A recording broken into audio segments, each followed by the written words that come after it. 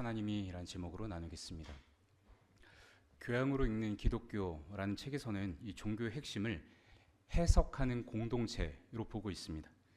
종교 공동체는 핵심 텍스트인 경전과 전통에 대한 해석과 재해석을 끊임없이 반복하며 변화하는 사회와 역사적 환경에 적응하거나 그것을 변경해 온 것입니다. 라고 기술합니다. 이것은 로만 카톨릭이 독점한 성경을 해석하고 재해석함으로써 태동한 16세기 종교개혁의 정신을 대변하지요. 기독교를 성경을 통한 하나님 계시에 의존하는 체계 종교라 말하는데 좀 더 좁혀 말하자면 해석의 신앙입니다. 성경을 하나님의 자기 계시로 받아들이되 묵상이라는 해석의 과정을 지나기 때문이죠.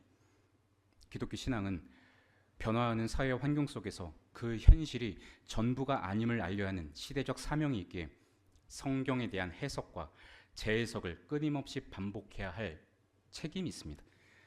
이것을 말하는 것이 바로 창세기이고 야곱의 족보 안에 들어있는 요셉의 이야기에서 절정을 이룹니다.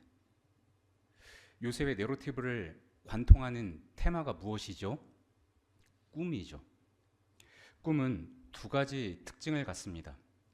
첫째, 비자발성입니다. 수동적 조건이라고도 말할 수 있죠. 37장에서 요셉은 두 개의 꿈을 꿉니다. 형제들과 밭에서 곡식단을 묻는데 자기의 단은 일어서고 형들의 단은 자신의 단을 둘러서서 절하는 꿈, 그리고 해와 달과 11별이 자기에게 절하는 꿈을 꾸죠. 40장에서 요셉이 누명을 뒤집어 쓰고 갇혀있는 감옥에 애굽 왕의 술 맡은 자와 떡 굽는 자가 수감되는데 두 사람이 하룻밤 각기 꿈을 꾸게 됩니다. 그리고 41장에 가면 애굽의 왕 바로가 꿈을 꾼즉 나일 강가에 서 있는데 보기에 흉하고 야윈 7 암소가 아름답고 기름진 7 암소를 먹는 꿈, 마르고 자잘한 7 이삭이 기름지고 알찬 7 이삭을 삼키는 꿈을 꿉니다. 이 모든 꿈들의 공통점은 그들이 자발적으로 원해서 꾼 꿈이 아니라는 겁니다. 꿈은 꾸는 게 아니라 꾸어지는 것이죠. 내가 주체적으로 하는 어떤 일이 아니라 수동적인 조건에 처하게 되는 것이 요셉의 내러티브에 있어서 꿈의 본질입니다. 꿈이 요셉에게 온 결과 던져지고 끌려가는 고통이 시작되고 꿈이 애굽 왕의 두 관리에게 찾아온 결과 그들의 얼굴은 근심의 빛을 띠게 되었고 제국의 황제 역시 그가 꾸게 된 꿈 때문에 번민에 사로잡히게 됩니다. 따라서 요셉의 내러티브에서 꿈꾸는 자는 곧 자기 주도권이 없는 사람과 같습니다. 미래지향적인 희망이나 비전이란 이름 포장해서 요셉처럼 고난에 빠지고 억울한 일 당해도 결국엔 잘 될 거라는 긍정적인 낙관론을 기대하라고 꿈이라는 장치를 설정한 게 아닙니다. 요셉이 원해서 꾼 꿈 아니고 요셉이 자기 의지로 형들 찾아간 것 아니고 그가 원해서 총리가 된 것도 아니죠. 성경이 요셉을 통해 말하고 싶은 것은 자기 주도권을 상실한 하나님의 백성, 그래서 끌려다니는 듯한 당신의 자녀들을 하나님께서 어떻게 다루시는지, 어떤 방식으로 언약을 이루시는지를 보여주는 데 초점이 있습니다. 이런 맥락에서 꿈의 또 다른 특징은 해석입니다. 40장에서 관리들의 꿈, 41장에서 바로의 꿈에 연결된 단어는 해석이죠.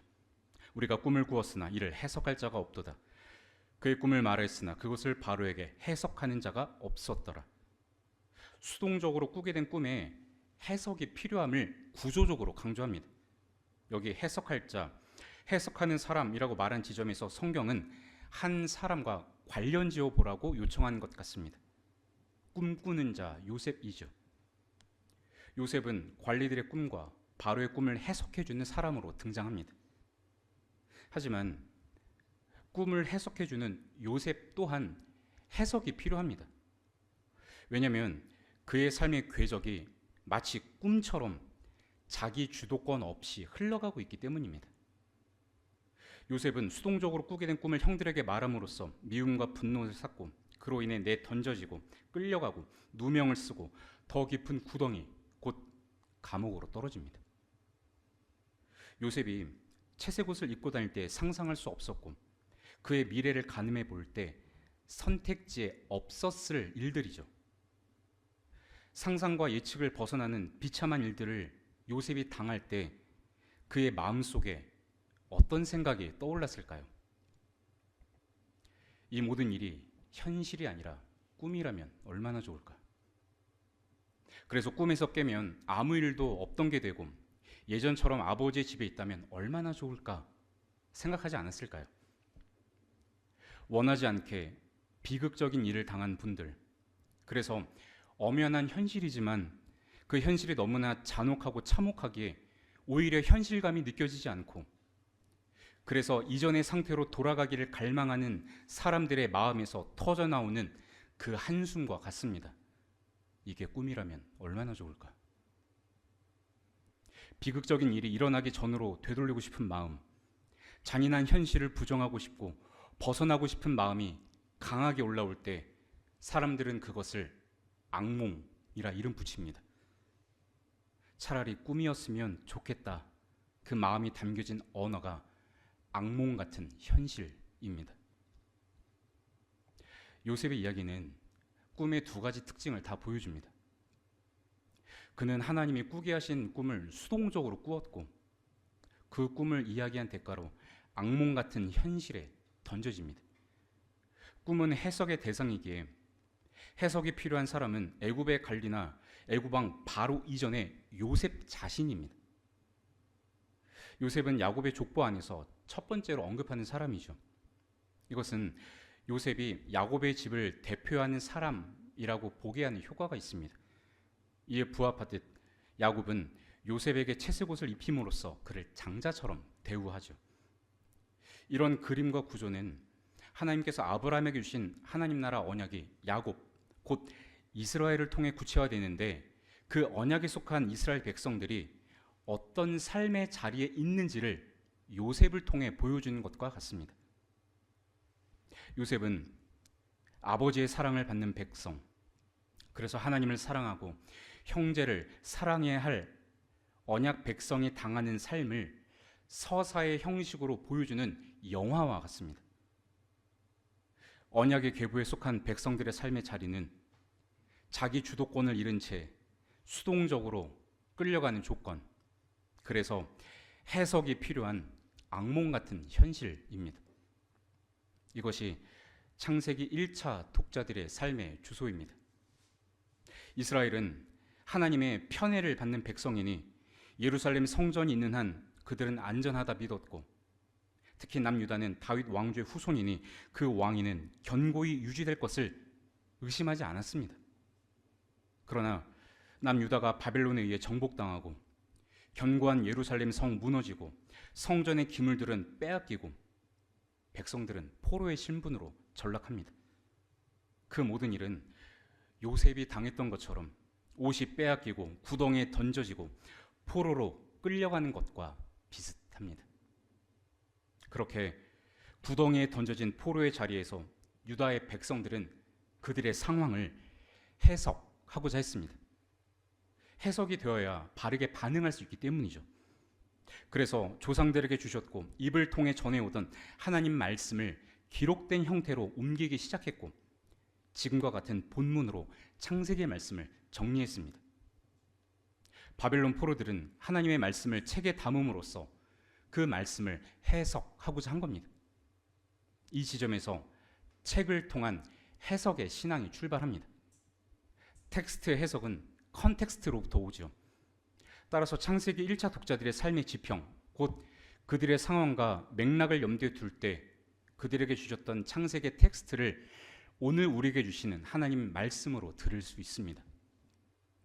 오늘 우리는 바벨론 포로민들과 많은 거리가 있죠. 약 2600년이라는 시간적 거리, 극동아시아와 중동 지역이라는 물리적 간격이 있습니다. 그러나 우리는 바벨론의 유배자들과 크게 다르지 않습니다. 하나님 백성, 하나님 자녀로 택함 받았으나 성도는 자신이 원하거나 꿈꾸는 삶과는 거리가 먼 현실에 던져진 존재와 같습니다. 하나님 통치를 받는 하나님 나라 백성이지만 우리 삶의 많은 부분이 자발적인 선택보다 우리 앞에 닥쳐 있는 일로 구성되어 있음을 경험하죠. 많은 일들은 내가 만들거나 내가 원해서 이루어진 게 아니라 예기치 않게 불쑥 내 앞에 들이닥치고 당황스러운 일이나 황당한 사고를 당하고 내 의지와 상관없이 속절없이 끌려가는 일들이 너무나 많지 않습니까? 상황은 달라도 다양한 만남과 일들이 빚어낸 수동적인 조건에 우리가 들어가게 됩니다. 하나님의 일하심을 고백할 수 있는 감사한 일, 푸른 꿈 같은 일들도 있지만 때론 부정하고 싶은 현실, 다시 그때로 돌아갈 수만 있다면 얼마 없는 전 재산을 털어서라도 그렇게 하고 싶은 일들, 사랑하는 가족이나 지체가 아프지 않고 고통스럽지 않은 그때로 돌아가고 싶은 마음. 그래서 이 모든 일들이 차라리 한낱 꿈이라면 얼마나 좋을까? 그런 마음이 올라올 때가 있진 않으십니까? 하나님은 악몽과 같은 삶의 자리로 찾아오시고 내가 주도할 수 없는 상황 보여주시고 우리에게 해석을 요구하십니다. 요셉의 꿈과 같은 이야기는 언약 백성에게 해석이 필요함을 알려주는 표지와 같습니다. 그 표지판을 바르게 보고 해석을 통과한 반응을 기대하십니다. 그럼 우리는 어떻게 해석해야 할까요? 이미 들으신 대로 답은 알고 계십니다. 해석은 하나님께 있죠. 예측할 수 없고 기대하지 않았던 일들이 내 앞에 떨어져 걱정과 두려움에 사로잡히고 출구가 보이지 않는 나락으로 떨어지는 것 같은 상황에서 하나님만이 해석과 판단의 근거이자 기준이 된다는 건 정답 맞습니다. 하지만 그 답이 우리에게 곧바로 해답이 되거나 해방감을 누리게 하거나 샬롬을 누리도록 작동하지는 않습니다. 이 답이 나의 고백이 되기까지는 많은 과정이 필요합니다. 요셉은 17세의 소년으로 형들에 의해 팔려갔고 요셉이 바로 앞에 섰을 때 나이는 30세였죠. 성경은 하나님이 요셉과 함께 하심으로 그가 형통한 자라고 합니다. 요셉이 그의 중심에 하나님이 계시다는 확신, 그리고 제국의 중심 한복판에서 해석이 하나님께 있고 하나님께서 샬롬을 주신다고 선포하기까지는 시간 속에서 하나님이 함께 하시는 경험을 했기에 가능합니다. 그리고 요셉은 해석이 하나님께 있다는 말의 의미가 무엇인지 자신이 먼저 더 배우고 더 알아가야 합니다. 성경은 요셉의 해석의 지평이 넓어지는 걸 보여주기 때문입니다. 그 전에 우선 어떻게 해석하면 안 되는지를 먼저 보여줍니다. 양을 치던 형들은 요셉이 오는 걸 보고 말하죠. 그를 죽여 구덩이에 던지고 아버지에게는 악한 짐승이 그를 잡아먹었다 하자. 질투와 시기에 눈이 먼 그들은 지금 요셉을 죽일 때라고 판단합니다. 무언가를 판단한다는 건 그 판단이 옳고 정당하다는 해석이 밑바탕에 깔려 있는 것이죠. 따라서 판단은 곧 해석과 동의어입니다. 여기서 이들은 해석의 주체를 자기 자신으로 놓고 있죠. 그의 꿈이 어떻게 되는지를 우리가 볼 것이니라. 우리가를 강조합니다. 하나님이 꾸게 하신 꿈을 하나님이 아닌 우리가 곧 내가 해석하겠다는 주장입니다.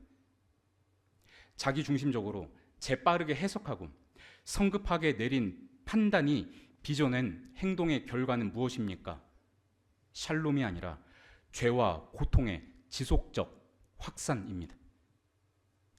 요셉을 은 20에 팔아넘긴 형들은 그 순간 인신매매범이 되었고 요셉을 고통 속으로 밀어넣죠.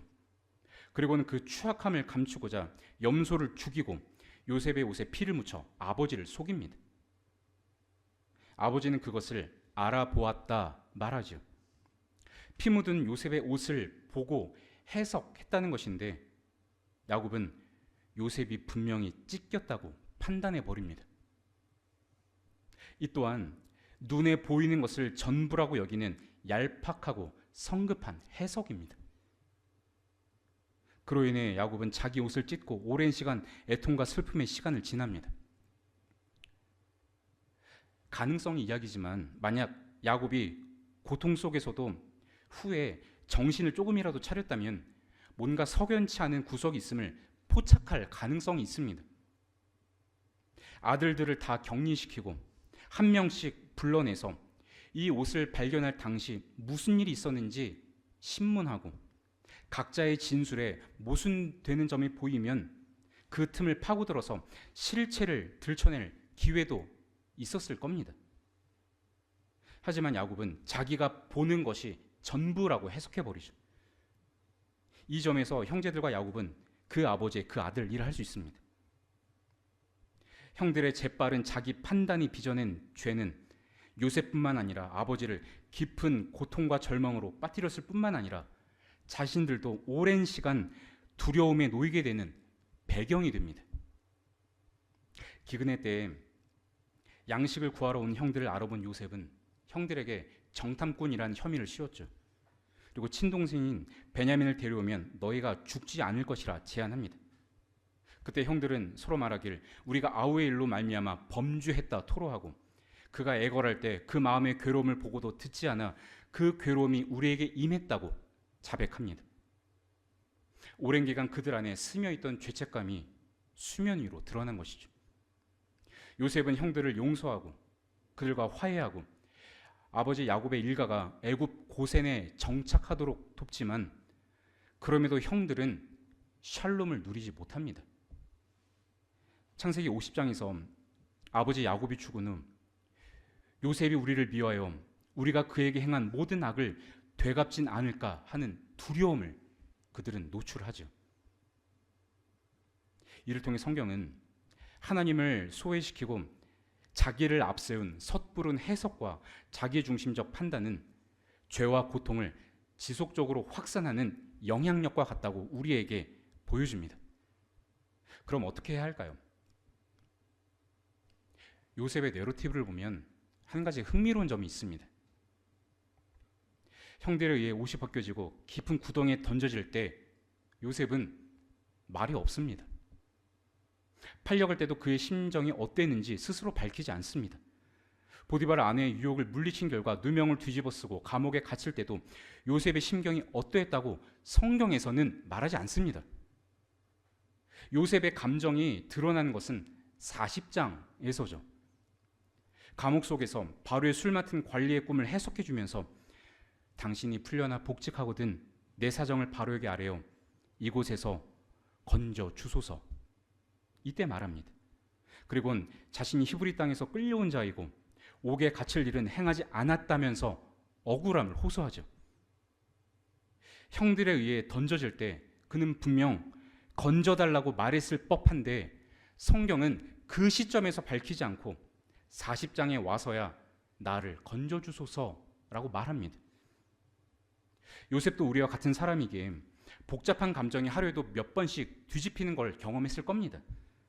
하지만 성경은 오랜 시간 요셉의 감정과 말을 감춤으로써 그가 섣부르게 말했던 형들이나 아버지와는 다르다고 말하는 것 같습니다. 요셉이 그들보다 탁월하다고 말하는 게 아니라 요셉의 내러티브를 통해 우리에게 요구하시는 것은 끌려가듯 수동적 상황에서 성급하게 해석하고 판단하는 말을 내뱉지 말고 우리와 함께 하시는 하나님 안에서 잠잠히 머물러 있어야 한다고 말하는 것 아닐까요? 때가 되면 내가 그 일을 알아보는 게 아니라 하나님께서 그 일을 보게 하시기 때문입니다. 시간이 흐르자 요셉은 하나님이 하시는 일을 고백하게 됩니다. 총리가 되어 결혼한 후 아들을 낳고는 그 이름을 뭐라 짓죠? 므낫세. 그 뜻은 잊어버림입니다. 하나님이 내게 내 모든 고난과 아버지의 집에 있을 때 당했던 일을 잊어버리게 하셨다 고백합니다. 여기서 형들의 존재를 언급하지 않고 아버지의 온 집 일이라고 애둘러 말할 만큼 형들에게 버림받은 고통이 얼마나 큰지를 짐작해 볼 수 있습니다. 그리고 둘째 아들을 낳고는 에브라임이라 부르죠. 하나님이 나를 내가 수고한 땅에서 번성하게 하셨다입니다. 요셉은 부당하게 끌려오고 정신적 폭력으로 얼룩진 자신의 인생을 하나님을 기준으로 해석합니다. 하지만 보십시오. 요셉의 하나님은 어떤 하나님이신가요? 고통스런 나의 과거를 망각하도록 도우시는 하나님. 타국에서 애썼던 나의 수고를 갚아 나를 번성하게 하시는 하나님입니다. 하나님의 손길 아래에서 해석하고 있지만 잊어버리고 싶을 만큼 고통스런 나, 수고한 만큼 보상을 얻지 못한 내가 여전히 중요해 보입니다. 문법상 주어는 하나님이지만 나란 1인칭이 너무나 도드라져 보이죠. 내게 내 모든 고난, 내 아버지의 온 집, 나를 내가 수고한 땅에서. 이처럼 요셉이 이해한 하나님은 과거의 기억을 잊도록 나에게 성공을 주신 하나님, 그래서 나를 돌보고 나를 위로하시는 하나님입니다. 모든 것 중심에 하나님이 계시다는 인식은 열렸지만 나라는 존재가 여전히 중요한 것이죠. 마이클 고인이 엮은 선교적 성경 해석학이란 책이 바로 이 문제를 지적합니다. 서구의 많은 사람은 성경 이야기를 읽을 때 개인 구원의 문제에서 시작하는 것에 익숙하게 자랐다. 마치 구원의 우주적 드라마 전체가 나를 위해 라는 말에서 절정에 이르는 것처럼 말이다. 이처럼 구원론적 자기 중심성은 서구에 의해 복음이 치명적으로 왜곡된 것이다. 이런 왜곡이 요셉의 내러티브를 묵상하는 데도 작용해서 요셉의 스토리와 내가 당한 어려움을 겹쳐놓고 나를 위해 하나님이 어떻게 일하실지 기대하도록 합니다. 성경은 이런 자기중심적 해석을 긍정하지 않습니다. 하나님이 나를 위해 고통을 잊게 하시고 나에게 보상하셨다는 요셉의 해석은 결론이 아니라 과정이고 그 해석은 결정적으로 뒤집어지기 때문입니다. 베냐민 대신 자신이 애굽에 남겠다는 유다의 긴 연설에 요셉이 억눌렀던 감정을 폭발하며 말하죠. 이때 하나님은 어떤 하나님입니까? 생명을 구원하신 하나님, 큰 구원으로 당신들 곧 형제들의 생명을 보존하신 하나님, 그래서 당신들의 후손, 언약의 후손을 세상에 두시려고 나를 당신들보다 먼저 보내신 하나님입니다. 요셉의 하나님 이해는 나를 구원하신 하나님에서 생명을 구원하신 하나님, 언약의 하나님으로 그 지경이 넓어지고 있습니다. 하나님이 나에게 무엇을 그리고 나에게 어떻게 해주셨는지를 생각하는 해석에서 하나님은 무엇을 하고 계시고 그래서 나를 무엇으로 부르셨는지를 이해하는 해석의 전환이 이루어진 겁니다. 하나님은 그저 오늘의 성공을 담보로 나의 고통스러운 과거를 잊어버리도록 나를 돕는 분이 아니라 생명을 창조하시고 생명을 보존하고 구원하기 위해 역사 속에서 큰 그림을 가지고 일하시는 창조주라는 눈이 열리게 된 것입니다. 생명의 하나님, 언약의 하나님이란 기준으로 해석할 때 왜 나에게 그런 일을 겪게 하셨는지, 그래서 우리의 부르심은 어디인지를 바르게 해석할 가능성이 열립니다. 존재가 뿌리 뽑히는 광야로 던져지고 영혼의 어두운 밤, 곧 가뭄과 기근으로 끌려간 것은 버려지고 잊혀진 게 아니라 애굽에 있는 생명을 구하시고 언약의 후손을 보존하신 하나님께서 먼저 준비하시는 손길로 해석이 된 것입니다. 이렇게 해석이 될 때 과거, 현재, 미래라는 시간의 흐름에 따라 변하는 외부적인 조건이나 아니면 나의 내면에서 올라오는 복잡한 감정에 휘둘리지 않고 영원한 하나님의 안목으로 이 세상과 사람들과 나를 이해하고 바른 관계를 맺을 수 있습니다. 그럼 이 지점에서 우리는 물어야 합니다. 과연 무엇이 요셉에게 이런 해석의 전환을 가져다 주었을까요? 어떻게 요셉은 생존하게 하시는 하나님이 아니라 생명의 하나님으로 나만을 위한 하나님에서 우리를 향하신 하나님이라는 시선으로 그의 지경이 넓어졌을까요? 우리 아버지의 존재 때문입니다. 유다는 베냐민을 애굽에 남기려는 요셉 앞에서 자신이 대신 남겠다며 긴 연설하죠. 핵심 요지는 아버지의 생명과 아이의 생명이 하나로 묶여 있음입니다. 베냐민을 데려가지 못한다면 아버지에게는 이 아이는 오래전 죽었다고 판단해버린 요셉의 경우처럼 해석할 것이고, 그렇게 되면 아버지는 더는 살아도 살아있지 않은 존재가 된다고 말하는 겁니다. 유다는 우리 아버지라는 단어를 계속 되울리면서 아버지의 마음을 헤아리는 내용을 전하고 있습니다. 요셉은 하나님을 생각하되 자기만을 위한 하나님이라고 해석했지만, 유다는 자기의 안위를 넘어서 우리 아버지의 존재를 생각했고, 아들을 사랑하는 아버지의 마음을 요셉에게 부각시키고 있습니다. 그러자 요셉은 애써 눌러온 감정을 억제하지 못하며 큰 소리를 내어 울며 자신의 정체를 밝히죠. 나는 요셉이라 내 아버지께서 아직 살아 계시니까. 요셉은 내 아버지 집에서 당한 일을 잊게 하신 하나님을 넘어 내 아버지의 생명을 묻는 자로 바뀝니다. 이전에는 너희 아버지가 살아 계시냐 물었는데 이제는 나의 아버지라고 고백합니다. 나만의 아버지가 아니라 우리의 아버지라고 생각하여 당신들의 후손을 보존하려고 하나님이 나를 먼저 보내셨다고 해석합니다.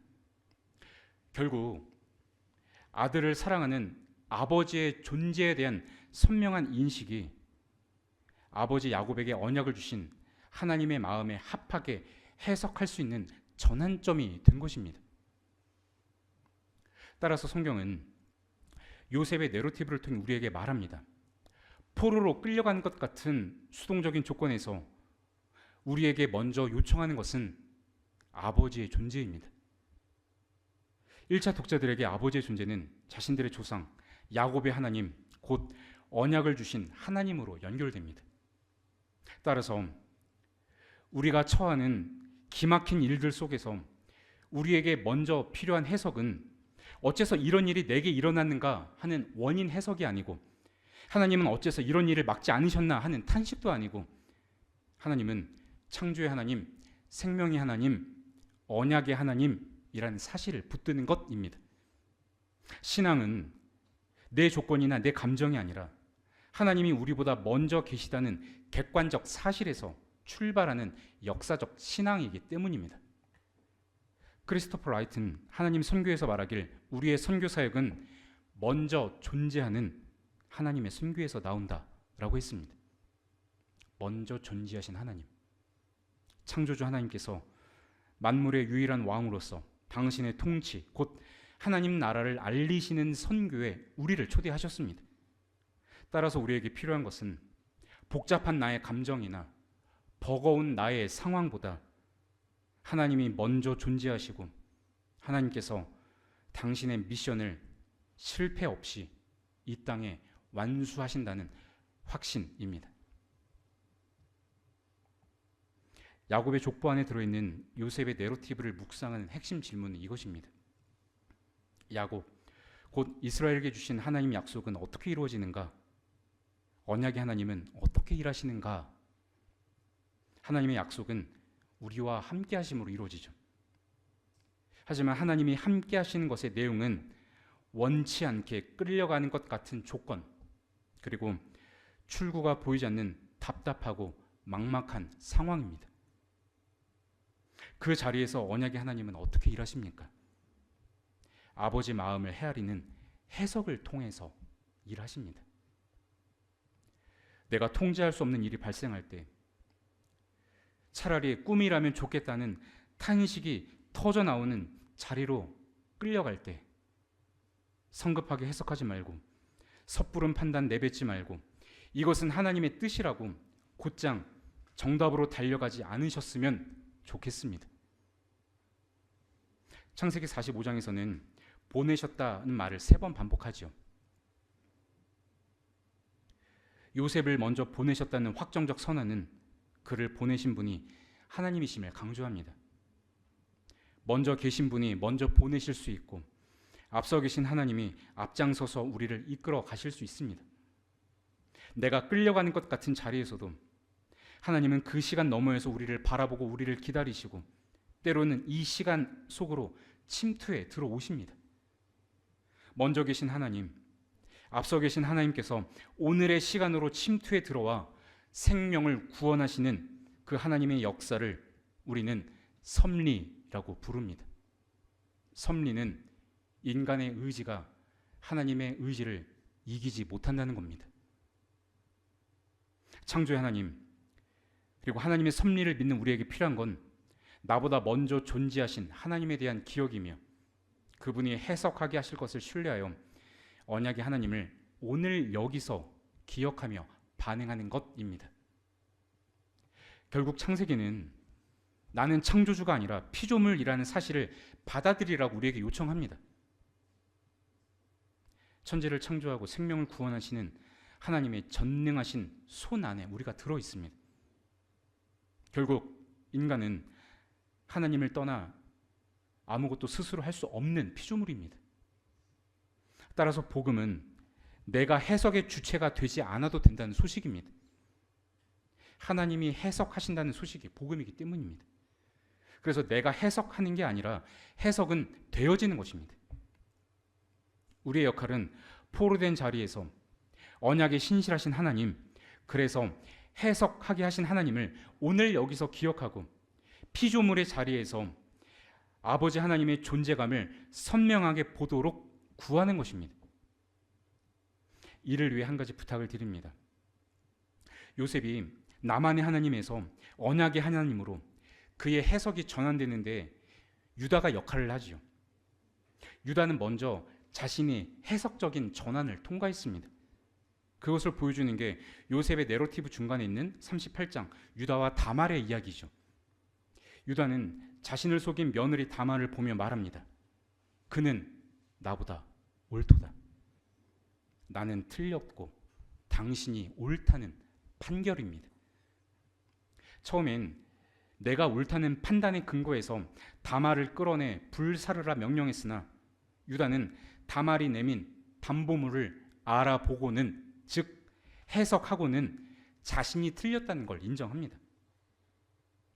38장은 장차 유다가 요셉과의 화해에서 주도적인 역할을 하며 영적인 장자가 될 만큼 그가 변화된 사람이라고 말하는 것에만 초점이 있지 않습니다. 마치 영화가 진행되다가 갑자기 씬이 바뀌면서 내용을 전환하는 방식으로 감독이 추구하는 주제의식을 강조하는 것처럼 유다의 고백은 요셉의 내러티브를 관통하면서 독자에게 해석과 판단의 전환을 요구합니다. 그가 옳고 나는 얼마든지 틀릴 수 있다입니다. 그 해석의 전환입니다. 그러니 원망과 억울함, 죄책감, 두려움이라는 나의 감정은 내가 경험하는 실제 감각이지만 내가 당하는 상황을 해석하게 해주는 견고한 기준은 아닙니다. 내 감정, 나의 해석, 나의 반응은 틀릴 수 있기 때문입니다. 그는 나보다 옳도다. 여기서 그는 언약에 충실하고자 목숨을 건 다말이고 궁극적으로 언약을 지키시는 하나님, 먼저 존재하시는 하나님을 향해 있습니다. 태초에 하나님이 천지를 창조하셨다. 이 창세기 선언은 창조주 하나님이 언제나 옳으시고 우리는 얼마든지 틀릴 수 있음을 받아들이는 데서 바른 해석의 신앙이 시작된다는 말과 같습니다. 나의 해석과 내 판단, 얼마나 틀릴 수 있음을 인정할 때 우리는 끌려가는 것 같은 부자유한 상황에서도 자유할 수 있고 하나님의 오르심이 우리를 다스리도록 나를 부정할 수 있습니다. 말씀 정리하겠습니다. 수동적으로 끌려가면서 자기 주도권 줄 수 없고 내가 통제할 수 없어 어찌할 바를 모르는 전전긍긍한 상황이 놓이더라도 언제든 하나님은 옳으십니다. 하나님이 하시는 일이 내 판단에 따라 옳은 게 아니라 하나님 그분이 옳으시기에 하나님의 통치와 하나님 통제 아래에서 모든 일이 제 위치를 찾아갈 것이고 하나님 정의는 집행될 것입니다. 이 진실이 나의 판단보다 먼저 있기를 원합니다. 먼저 계신 하나님이 우리를 불러서 세상으로 보내십니다. 마치 악몽을 꾸는 것처럼 자기 주도권을 실행할 수 없는 자리, 그래서 해석이 필요한 자리로 먼저 보내십니다. 그 자리에서 필요한 인식은 내가 아니라 하나님이 먼저 계시다는 사실입니다. 나의 구원 이전에 하나님의 창조가 먼저입니다. 선교주의를 지난 공동체답게 하나님을 나만을 위한 하나님으로 가두지 않고 나를 넘어 생명을 생명되게 하시는 아버지 마음이 우리에게 부어지기를 원합니다. 그리하여 마침내 하늘의 시선으로 우리의 상실이 해석되고 하늘의 통치로 우리의 통회하는 마음이 회복되고 하늘의 감각으로 우리의 감정과 상황이 제 자리를 찾아 하나님의 샬롬을 누리기를 원합니다. 하늘의 샬롬을 증언하는 복된 제사장이자 선교적 공동체로 형성되어 가길 주님의 이름으로 축원드립니다. 세상을 창조하신 하나님, 오늘도 우리를 예수님과 맺은 새 언약의 시선으로 돌보시는 하나님, 이 하나님이 나의 하나님이신 것 고백하지만 안온한 일상을 멈추게 하는 서늘한 일들과 갑자기 닥쳐오는 사고 같은 일들과 내가 통제할 수 없는 상황들 속에서 나를 보상해 주신 하나님, 나의 계획을 실행해 주셔야만 하는 하나님으로 성급하게 해석할 때가 있진 않은지 돌아보게 하소서. 나의 구원보다 하나님의 창조가 먼저인 것 생각하여 존재가 뿌리 뽑히는 광야로 던져지고 영혼의 어두운 밤으로 끌려가는 것 같은 자리에서도 하나님이 그 시간 너머에서 우리를 바라보시고 우리를 기다리시고 때로는 시간 안으로 침투해 들어오셔서 우리 생명 구원하시고 뒤틀린 것 바로 잡으시는 섭리 하나님, 정의의 하나님이심을 믿는 마음을 우리 심령에 날마다 부어주소서. 시간의 흐름에 따라 변하는 외부적인 조건이나 우리 안에서 올라오는 복잡한 감정에 휘둘리지 않고 영원하신 하나님의 안목으로 이 세상 품고 사람들과 나를 이해하고 바른 관계를 맺는 샬롬의 사람으로 우리를 빚어 주옵소서. 그리하여 마침내 하나님께서 해석하게 하시는 바를 따라 하나님께서 하시는 일을 보고 하나님의 영광을 즐거이 찬미하는 백성 되게 하소서. 하나님 나라를 해석하게 하시는 예수님의 이름으로 기도드립니다. 아멘.